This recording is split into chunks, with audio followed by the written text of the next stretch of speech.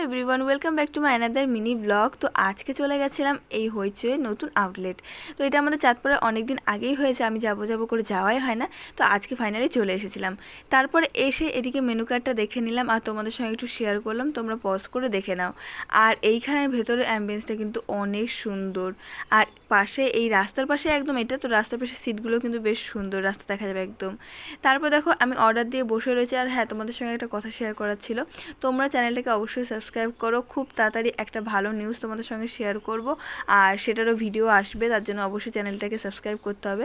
তারপর দেখো আমি চিকেন বিরিয়ানি অর্ডার দিয়ে দিয়েছিলাম, তো সেটা চলে আসার পরে একটা প্লেটে যেহেতু অনেক ডিম, চিকেন, আলু সবটাই ছিল, ওই জন্য আমি খেতে পাচ্ছিলাম জন্য একটু পাশে একটা প্লেটে শেয়ার করে নিলাম।